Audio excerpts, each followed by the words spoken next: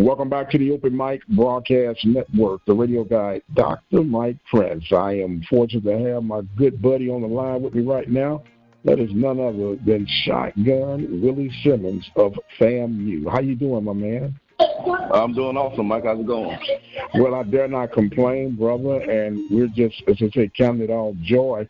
Look, I got to get this in before we get started. Last time you was on, one of your faithful fans said, don't ever come back on my show because I was a relic. And I'm glad you didn't take their advice on that one, man. No, I don't know who that was, but they know how we get down. Well, look, man, I just want to get caught up to speed. You had your orange and green game. And what's going on out of Rattler Nation right now, man? Well, we finished up our orange and green game on April 15th and had a pretty productive spring. I was really pleased with the guys, and I think we have the deepest and most talented team that we've had here. So we're excited about, going into the off season. Obviously, got to finish up strong in the classroom, and we can do that and head into August with a full deck. It could be a pretty historic season for us. Yes, sir. Now, you got some guys that are always coming in highlighted, and give us about a little summary on the guys who came in highlighted and who guys' stock increased after this spring training. Well, we signed, 13 guys in the mid-year, and in total, I think we had 15 to 16 newcomers, including preferred walk-ons as well. And we were really interested to see what those guys could do. And after the spring, we came away really impressed with Alan Smith, linebacker, transfer from Louisville, very versatile linebacker, can rush the passer and play in space. Ashton Grable, offensive lineman, transfer from Jacksonville State. Right now is projected as a starter at right guard or right tackle. Trey Wilhoit, our All-American punter, that transferred in from Eastern Illinois. Again, kicks the ball into the stratosphere. So, a lot of those guys were really, really impressive, and they've all done a really good job. But those three, off the top of my head, really stick out as having great springs, and we have real high expectations for. Okay. Well, we know that the portal, depending on who you ask, can be a curse or a blessing, and some say the portal giveth and the portal taketh away. You can actually see an increase of intensity on the FCS level in particular with this portal. How do you view the portal overall, Coach? Well, obviously, I think with everything else, there's been a huge push for, I guess you can call it player empowerment, the ability for student athletes to, profit off their name, their likeness, to be able to enter the portal their own, under their own, pretenses of court or whatever the case may be. And so, anytime you do that, I just think you have to be careful and make sure that you put some regulations behind it, because these are still, 18 to 23-year-old young people. They're impressionable. I know they think they know everything, but there's still a lot out there that they don't know, and some of them, don't necessarily research before they make these decisions. So I think it's a good thing that young men get a chance to kind of unwrite maybe a rush decision, but at what cost and how often, So what I don't want is to look up and every year, guys are entering the portal and this is their second, third, fourth transfer. Obviously it makes it increasingly difficult to graduate when you're changing schools because all your credits don't typically transfer. Obviously, that's a financial burden in some cases to your parents. So there's a lot that goes into it, but I think there have been some success stories, and most of those are chronicled. But what I think that we've kind of neglected and overlooked are some of those tragedies where hundreds of young people are going from situations where they were once on scholarship and now they're not. Right. Well, as we speak, man, there are over 3,000 student athletes in the portal from the football side, what I'm understanding. And that is a tragedy within itself because there's not enough room for everybody to get picked up. Yeah, they're just not. And again, like I said, most of the guys, the scholarship student athletes at least, African American student athletes, and just the raw reality is, not all those guys come from affluent backgrounds or financially stable situations where if they don't land a scholarship somewhere, their parents can foot the bill for them to go to college somewhere. And so you do find a lot of young people, again, that are left out there in the cold without a scholarship opportunity, who now have to make that tough decision. Do I now walk on to a school? Do I now try my hand at the junior college ranks, and the likes? And so, again, I want the young people to be more informed and not so quick to make some of these decisions to jump in the portal, because once you're in your name, you pretty much waive all your rights at your current institution. And so just taking some time to think things over, talk to people that you trust to make sure that you're making the right decision and maybe not such an emotional one all the time. And not saying that the majority of guys do that, but I do think that there are some cases where there may be some emotional decisions made that may have an adverse impact on their future. Yes, sir, no doubt about it. Of course, we're talking with Shotgun Willie Simmons of the FAMU Rattlers. Been coming in second place the past couple of seasons after having some extraordinary seasons, some FCS attention in the playoff run, then some neglect. Now that you have a clear slate, and I guess it's one of those deals that you're just going to have to deal with it. They're going to say life in the post-Deion era.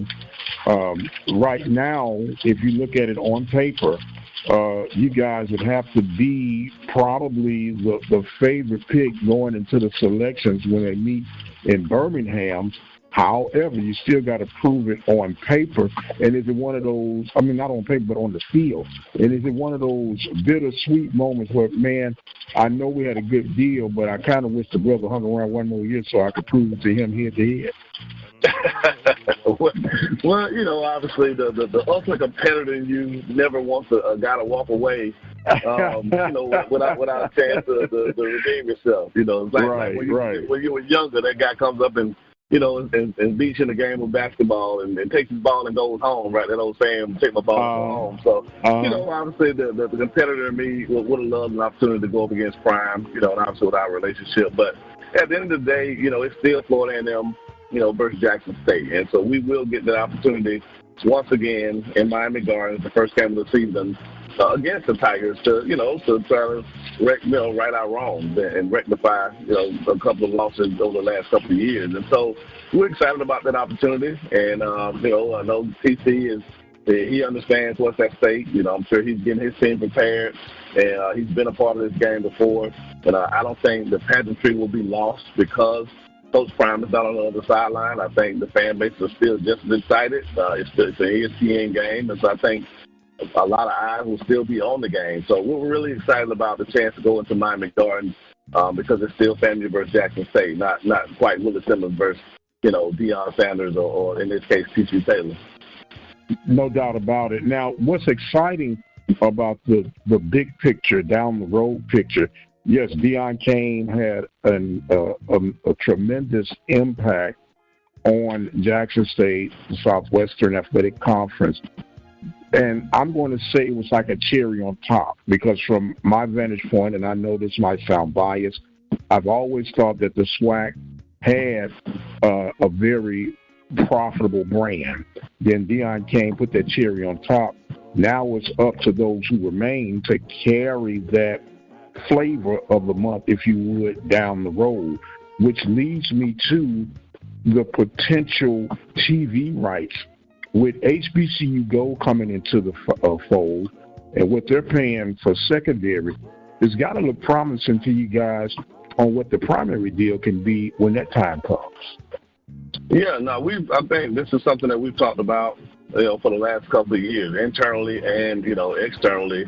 What's the next rendition or next TV contract looks like. Obviously we know right now we're locked into the ESPN contract, but just like you said, we all feel that the brand that is the Southwestern Athletic Conference, the product that we put on the field, the name recognition of the schools that within the conference, give us a lot of leverage to be able to go out and negotiate multi-million-dollar deal that can put some significant revenue back into our institutions. And so, we hope that these talks or these preliminary conversations will bear good fruit, and we can look up in, a year or two or whenever that time comes to have a deal that provides opportunity for our program to make some significant revenue, because we know in this business model that is college athletics, it's all about the TV revenue. And that's why you see all this conference realignment and all the other things that are happening with the college football expansion for the playoffs. It's all about TV rights and revenue. And so we can get a piece of that pie. I think it'll go a long way in really, pushing our institutions to that next level. No doubt about it. And I know people are ESPN drawn, but with some new players that are sticking their heads up, don't be surprised if there's a split in the revenue sharing when it comes to the TV deals. But it's something we'll look at down the road. Now, speaking of looking at down the road, let's get into your non-conference schedule for 2023. Roll off who you got this year, Common Coach, and we know the goal is to go out and win every game. And, of course, let's not forget the little financial package that comes with it. But you played real strong against North Carolina last year, put some eyes on the program. Who do you have facing for 2023? Right. So after the Orange Blossom, we go down to Tampa to take on the South Florida Bulls. Obviously, they have a new head coach there, new staff. We played them a few years ago, so we're excited to be able to play one of our in-state FBS opponents. And then the next week, we turn around and host the University of West Florida, for our first home game. And West Florida is a Division II opponent, but they're one of the Division II powerhouses. Won the Division II national title a few years back, been to the playoffs the last few years. Their head coach left and took another opportunity out of FCS school, and they have a new head coach now. But again, we look forward to a really good Division II team coming to town. And then, we had to kind of search high and low to find another home game. We were looking at 3 home games, which is nearly enough, for our fan base, for this community. And so, we went out and found a team out in Oakland, California, Lincoln University. They're a newer program. Some people in the SWAC may be familiar with them. They played Texas Southern last year. They have a couple other SWAC teams, in the near future.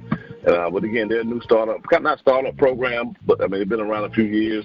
But we'll play them, I think, week 12 before the Florida Classic. So those are our 3 non-conference opponents: South Florida, down in Tampa, University of West Florida here for our first home game, week 3, and then Lincoln University out of Oakland, California, the week before the Florida Classic. So I know there's some head scratching as to why we're playing 2 Division IIs, but we've tried to play by the FCS playoff committee's rules the last few years and play Power 5 and FCS opponents and all those things, and we still get dinged for the quote unquote not quality competition or whatever. So we've kind of felt that they've moved the goalposts every time on us, and so we just figured, hey, let's not try to play that game, and let's put all our eggs into the SWAC Championship Celebration Bowl basket and see what happens. Well, you know what? You sure was reading my mind, my man, because I was like, okay, you all do you, and we're going to do us and see you when you see you. Because, you can send a message both going and coming. And when it comes to that, it's about, of course, challenging your program, then establishing your program, and let's be honest, your career as well. For future endeavors. So I'm kind of excited to hear about that. And Lincoln is going to be facing off against Texas Southern this coming season, I believe, for their homecoming in 2023. So, yeah, they're going to be added on. And anytime we can help a brother get up, in this case of Lincoln College, why not? We're really excited about our schedule, and we released it a couple months ago, and like I said, this point is all systems go. So again, that's the rationale behind the 2 Division IIs. We kind of said we're going to do things the way we want to do it, and we know what our ultimate goals are, and we're gonna approach it that way. So, hey, We got a new AD, so if anybody who has an issue with it, they can take it up with the boss later. I know that's right. Say, I'm just doing my job. I just, okay, boss, whatever you say. Now, look, when it comes, and I'm finding it surprising, and so I'll ask you this since you brought it up. Are you at liberty to go out and schedule your non-conference game, or is that an administrative piece? It's typically administrative. Obviously, depending on the relationship between the head coach and the athletic director and the deputy, there are some preliminary conversations. So I think it's important that you have a scheduling philosophy and that, the head coach is on the same page with the AD as far as that philosophy. So if we say, all right, we got 3 out-of-conference games.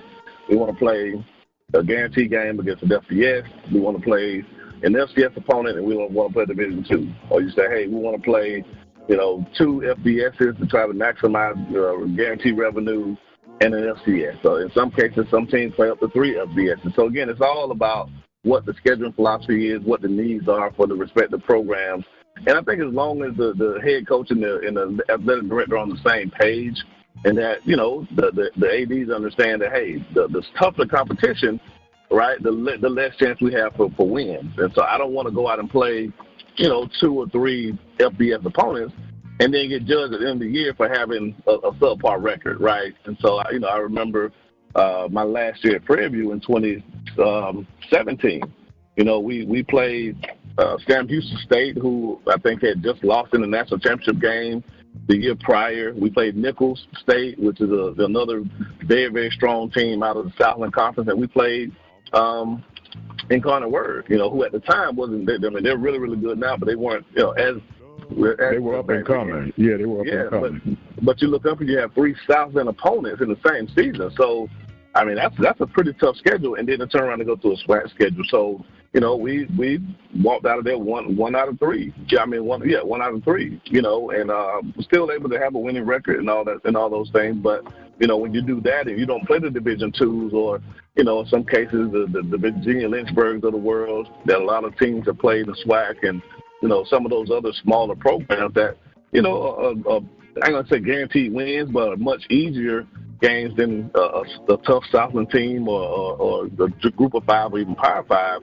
I think the administration, the fan base, everyone has to kind of understand that. Like, hey, we'll play a tougher schedule, but don't nail me to the cross if we don't come out victorious, right? Right. And so I think it goes both ways. Now, if you're scheduling, like in our case, 2 Division IIs, the thought process is that you come out of that 2-0. You pretty much have to, you know what I mean? Mm-hmm. Or you're going to really open yourself up for some harsh criticism. So, James Spade, my associate head coach, was at Alabama A&M, and we talked extensively during his tenure there. He would play 2 SEC teams in the same year, and then a Group of 5 before he started conference play. So you're talking about playing, one year Cincinnati one week, and the next week Vanderbilt, and the next week Auburn, and the next week you got Prairie View. Like you're physically beat up, you're mentally beat up because you're 0-3, and it's tough to get your team back after that. You know what I mean? So again, I think you just as an administrator, you really have to be strategic. It's not like basketball. I think basketball has kind of been the norm. We're going to play a lot of Power 5 schools and other schools, and I remember one year Texas Southern started conference play like 0-12. Because they'd gone out and played Michigan State, and Kansas, and all these, premier programs to generate significant revenue.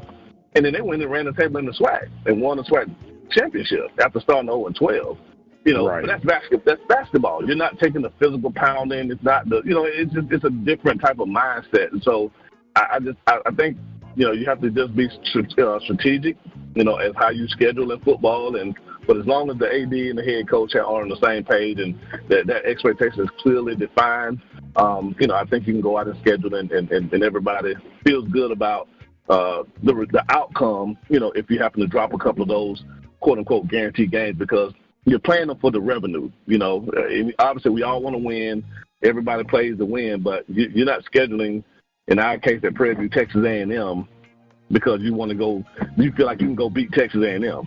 No, you're scheduling Texas A&M for that $450,000 payday that you're going to get that can help support your overall athletic budget. So people just have to be realistic about that. And once everybody's on the same page, I think you can, move forward, and have a pretty good working relationship. Well, pointing back to an earlier reference that you made, the true undercurrents, at least from my perspective, is this. They're only going to respect our conference so far, so we might as well adjust to that mentally, emotionally, and financially, and just do what we have to do in order to maintain the sake of our programs. And I'm saying that to say this, as you stated, they're moving the goalposts anyway. And it goes to APR, it goes to all this, like this NIL stuff. It's nothing new. This NIL just was under the table with booster programs and all that kind of stuff. And then I said, oh, by the way, it's just too much money getting out here right now. We just might as well go on and stick a tag on it and make it official for everybody. But, that's just the games that they play. And, I've been an advocate on it. Here comes a relic moment again. I would rather we go independent than be a part of the FCS, because we're not going to be a part of the playoffs. So save that money and put together your own circuit. But that's another topic for another day.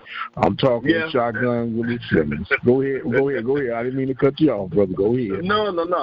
You're gonna get the people something controversial every week, right? So obviously a lot of that, and football is obviously the big topic, when it comes to the SWAC and what we're talking about. But we have to be obviously understanding that that the NCAA does fund every athletic program, and so the revenue sharing that the NCAA provides is because we are a part of an NCAA conference. And so pulling ourselves out in football alone, I don't know if that's possible, right? You'd have to almost pull yourself out of every sport and just be basically saying, all right, we're going to kind of do our own thing. But obviously the revenue sharing that is the NCAA tournament and basketball and some of those other opportunities that the NCAA does pour back into each respective institution, that's the benefit of staying in the Division I space, right? So football, I think there are some opportunities that we can create for ourselves, like the Celebration Bowl, if we can find a way to expand that maybe, and monetize that in a certain way. That maybe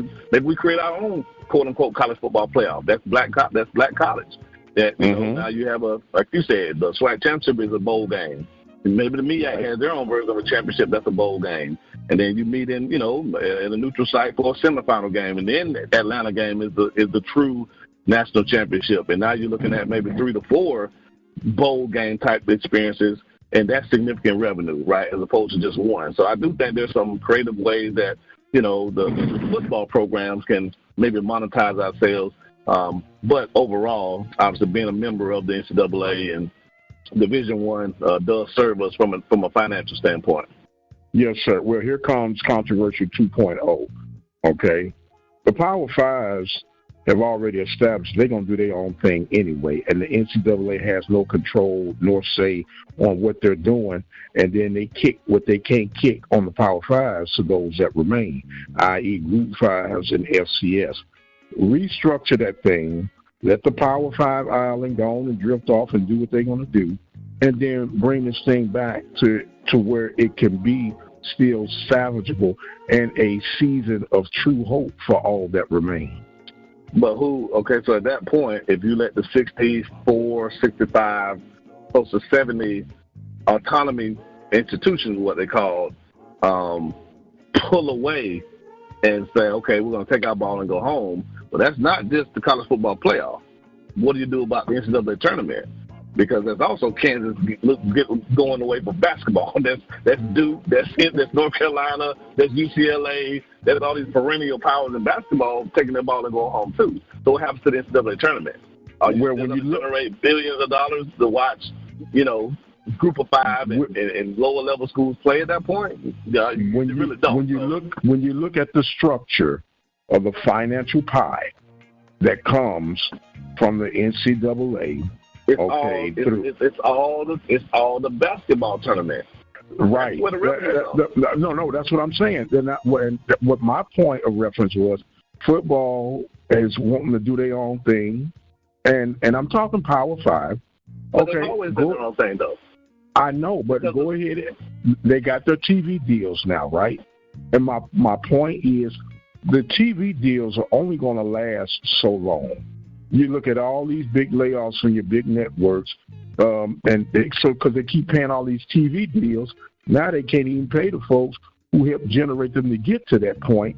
So they cut that off. You can only cut off and shave so much before you get down to the bone, brother. And but what are they cutting though? They're not cutting the revenue. They're cutting the position to pay.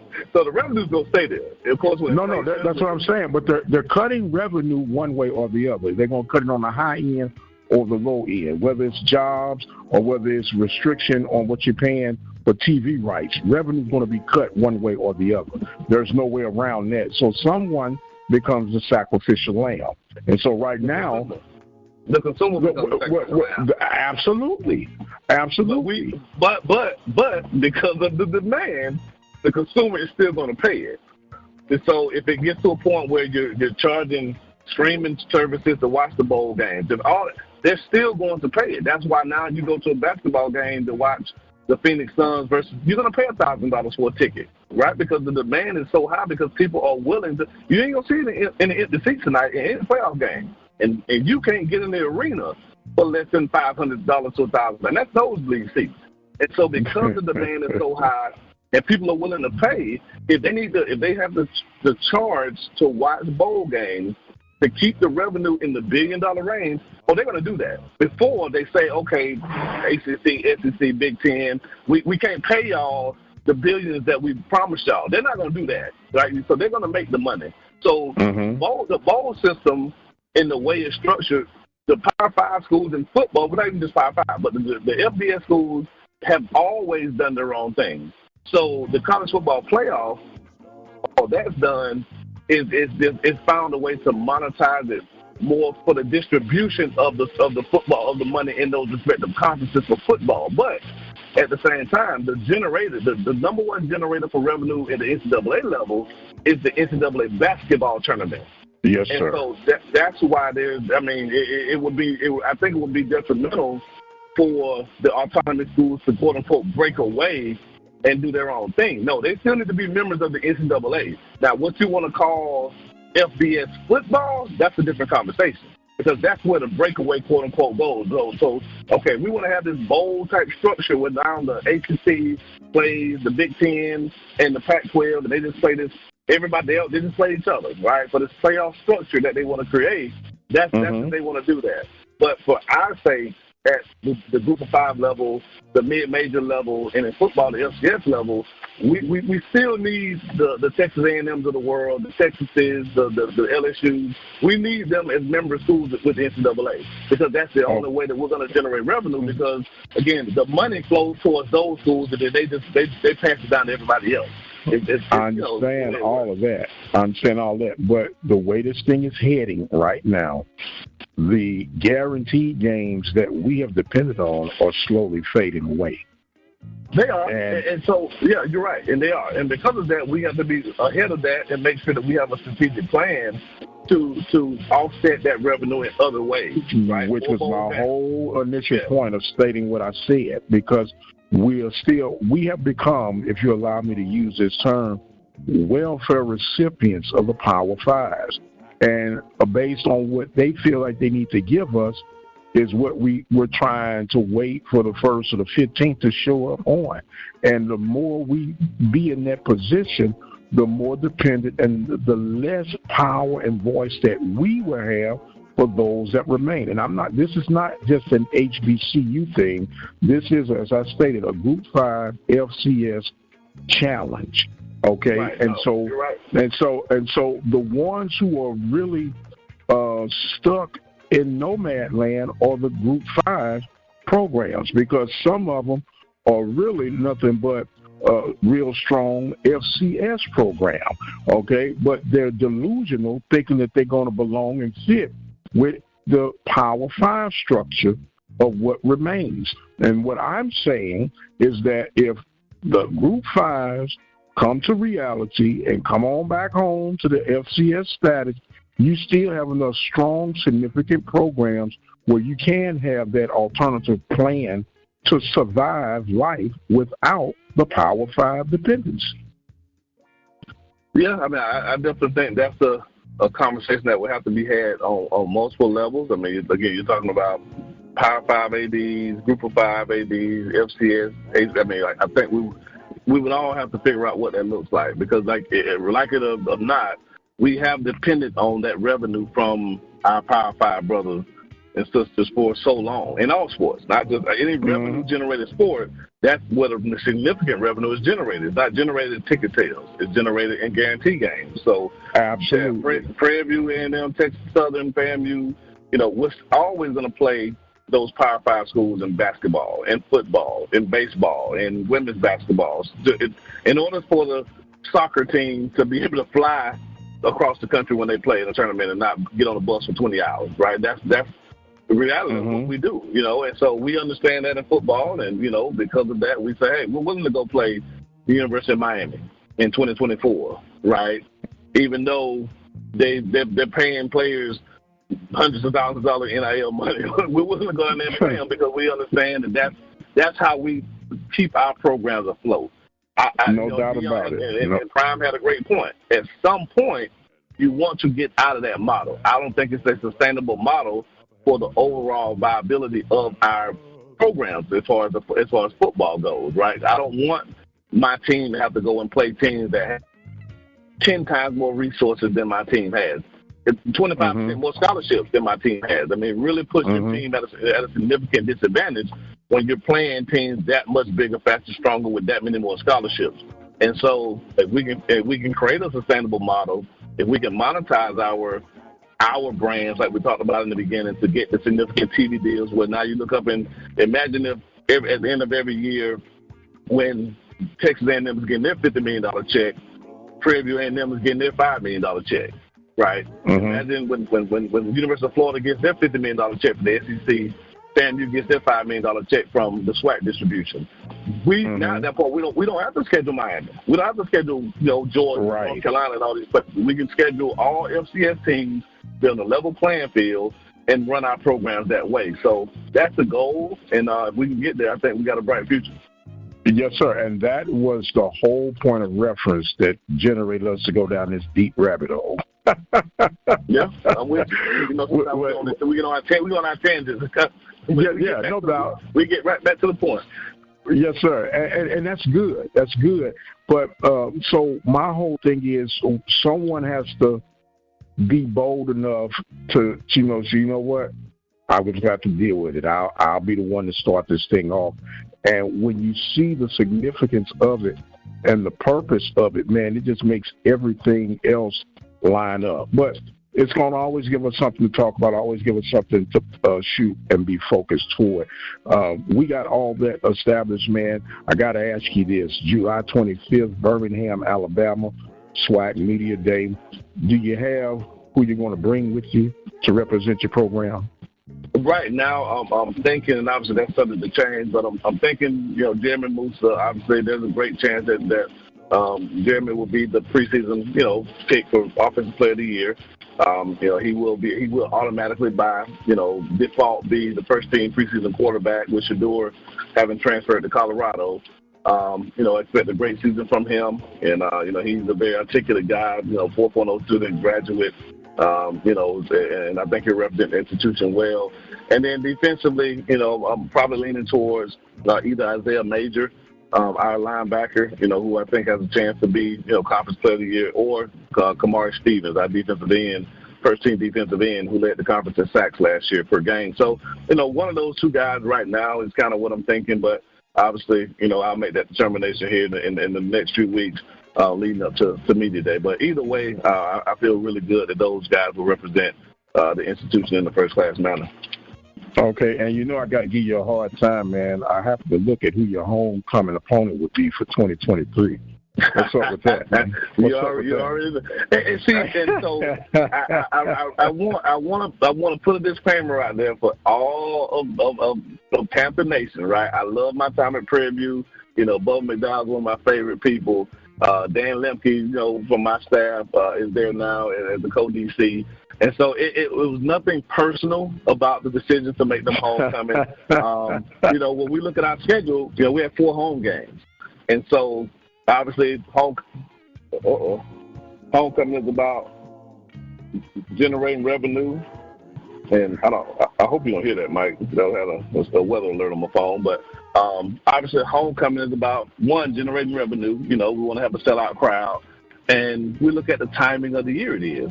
So our first 2 home games are in back-to-back weeks, week 3 and week 4. Our last home game against Lincoln University is the week before the Florida Classic. And so the Classic, I've got about 4 big games that we circle as far as the significant revenue for us is going to be the Orange Blossom Classic, obviously the first game of the season, obviously the Florida Classic every year, the last game of the regular season, homecoming, which is obviously a big game, and then the every year, whether it's Southern or Alabama State, one of those 2 teams, when they come to our place, it's always a big game, along with our guarantee that's on the road. And so we don't really want to try to have 2 of those games in back-to-back weeks. So you don't want homecoming the week before the Florida Classic, because now you force our fans to make a decision. Can I afford to go back-to-back weeks and go to Tallahassee for a week? Because homecoming ain't just a day; it's a week-long event. And then turn around and go to Orlando for 3-4 days. So our fans typically aren't going to do that, right? You don't want to make it that early in the season, 2 weeks after the Orange Blossom Classic. So the only game that was left that was kind of stuck right there in the middle was our home game in Prairie View at the end of October. And so we had to make that game homecoming just to make sure that we maximize our revenue opportunities. So, again, Panther Nation is nothing personal. I don't need you putting it up with bulletin board material. Coach Simmons schedule Prairie View for homecoming because you think we can beat them. No, I have an utmost respect for the job that those guys do there, and I love, again, all my people there at Prairie View, and I love my time there. So it just so happens. So don't try to return the favor next year when we come to the Prairie View and make us homecoming. Just know that it was done out of necessity and not out of disrespect. Okay, I'm putting a little side note by that, and look, I might even edit all that out. So you mentioned like that too, though. When I hear this replay, I better hear everything I just said. Well, man, look, we never have enough time. It seems like when we get together, man, and it's always a joy and a pleasure. And look, we didn't hit all the gamut. We didn't talk football. We didn't talk controversy. And we didn't came with some solutions potentially. And I think it's another job well done, my friend. I'm going to give you some closing thoughts and comments. No, man, no. It's just again, it's always great to talk with you, and you always challenge me and open my mind up to some new ideas, and I'm sure it's likewise. It's mutual. So just thankful. Again, I hope everyone came out of the spring healthy. Everyone's kind of wrapping up now the semester and getting ready for summer. And I think this will be a very, very intense, close race this year in the SWAC. Coach Prime, has left. But, again, I think TC's going to do an amazing job there at Jackson. I think Bubba, going into year 2 at Prairie View, is building a championship caliber team there. Coach Dooley, his second year at Southern, again, is only getting stronger. Grambling, obviously, so, again, the league, just top to bottom, I'm really excited about what the quality of competition, the quality of coaching, the caliber of player that's becoming the Southwestern Athletic Conference. And so just excited to be a part of it. I know we have a target on our backs this year, but that's what we want, right? We want to be that targeted team. And so that lets us know that we can't rest and we can't take any days off because, we know it. We feel everybody's going to be gunning for us. So, fasten your seatbelts. Hope to see everyone, down in the Orange Blossom, down in Miami Gardens this year, and again, I look forward to welcoming Panther Nation, PB Nation to Tallahassee on the House of 7 Hills, October 29th for homecoming. So, again, appreciate you, brother, and I look forward to catching up next time. All right, he is Coach Shotgun Willie Simmons. Man, we appreciate you as much. I am the radio guy, Dr. Mike Prince. Don't forget you can follow me on Twitter at The Mike Prince Show. The YouTube channel is the Open Mic Broadcast Network, and our website is obnradio.com. And until the next time, you guys be blessed, and we'll see you on the other side.